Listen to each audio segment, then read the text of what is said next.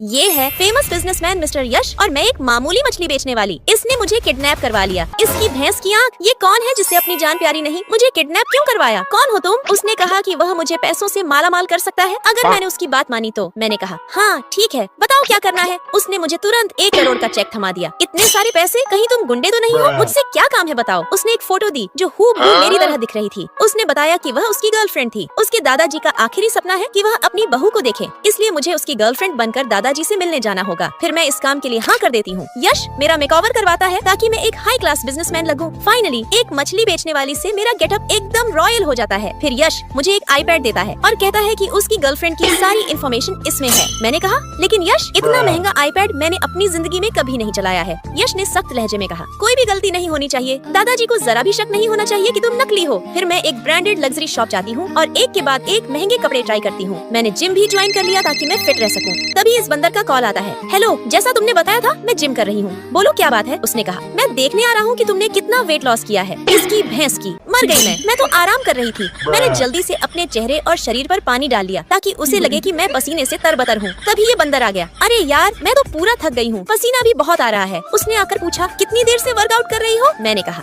मैं लगभग 2 घंटे से लगातार जिम कर रही हूँ। सच्ची? भूख भी बहुत लगी है, क्या लेकर आए हो? तभी उसने मेरी स्मार्ट वॉच देखी और मेरा झूठ पकड़ा गया, इसकी भैंस की। उसके बाद मैं अच्छे से तैयार होकर यश के साथ उसके दादाजी से मिलने जाती हूँ। तभी बालक, आज मैं देखता हूँ मुझे कौन कौन लाइक सब्सक्राइब करता है।